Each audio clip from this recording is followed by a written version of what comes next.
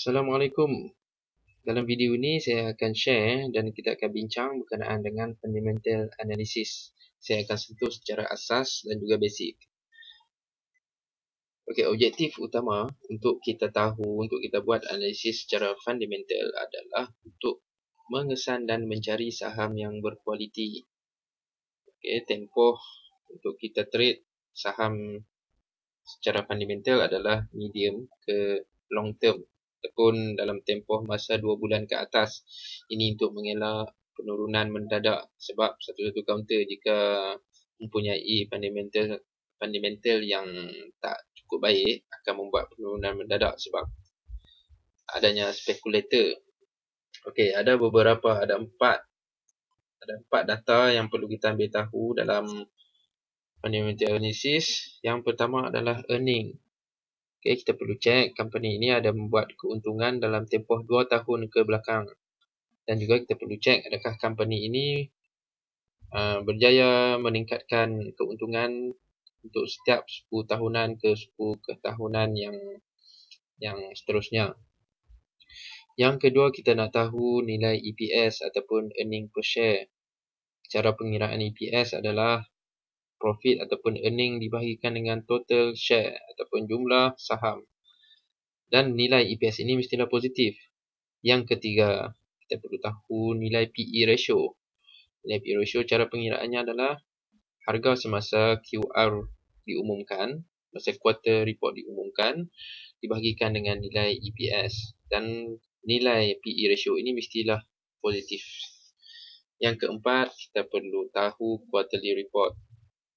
Bila quarterly report ini akan diumumkan. Okey, nilai yang bagus ialah nilai EPS mesti lebih besar daripada nilai PE. Okey, masa yang kritikal untuk kita beri lebih perhatian adalah bila syarikat akan keluarkan laporan suku tahunan. Okey, untuk swing trader, bila anda beli saham, anda perlu tahu bila quarter report akan diumumkan.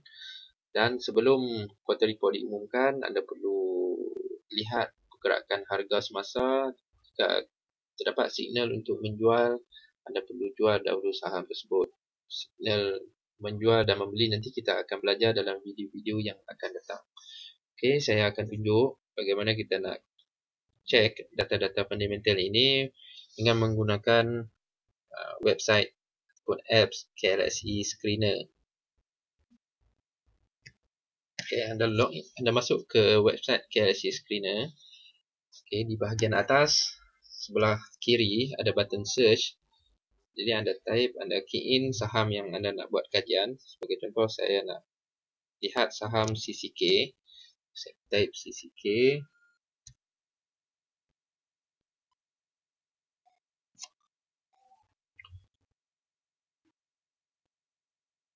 Okay, di bahagian kiri anda akan lihat beberapa data. So, terdapat dua data yang kita boleh lihat di bahagian ini yang saya sebutkan tadi, iaitu nilai PE dan EPS.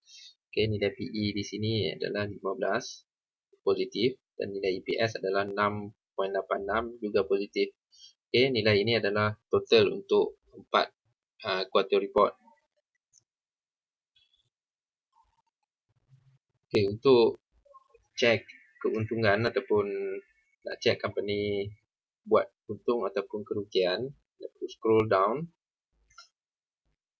Okay, ini adalah graf revenue dan juga net.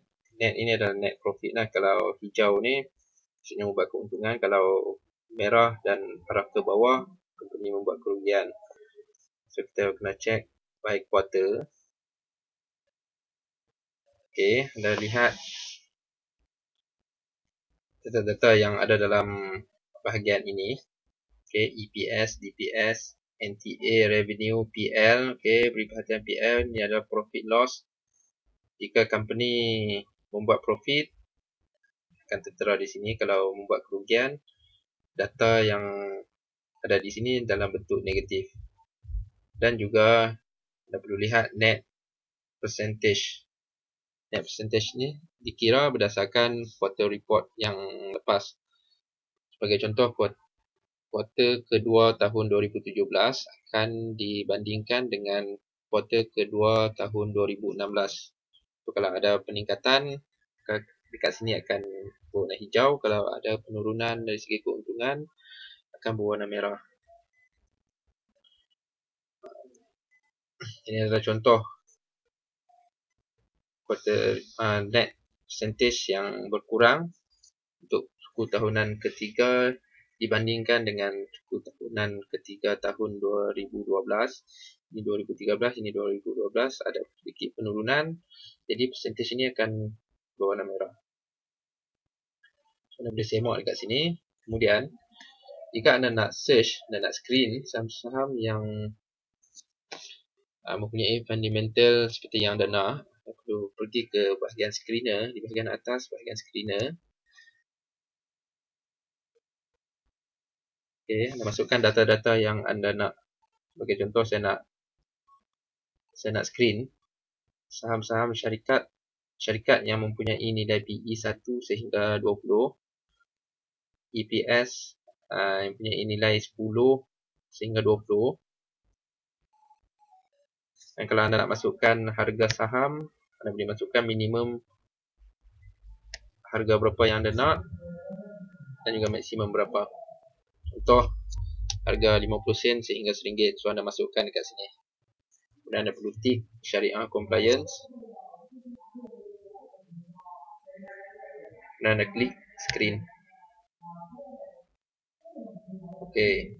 So, saham-saham yang menepati, yang mempunyai ciri-ciri yang kita nak screen tadi, yang data-data yang kita masukkan tadi akan keluar dekat bahagian sini, bahagian bawah. So, anda perlu klik untuk cek data-data yang saya jelaskan tadi, data-data fundamental. Kemudian untuk entry, anda akan belajar di video yang akan datang. Okey. So, kalau ada apa-apa soalan, anda boleh tanya di bahagian komen. Dan start sekarang untuk buat analisis ataupun lihat cara-cara untuk cari analisis fundamental syarikat-syarikat yang mempunyai fundamental yang strong ataupun yang lemah. So, anda start sekarang. Okey, semoga bermanfaat. Terima kasih.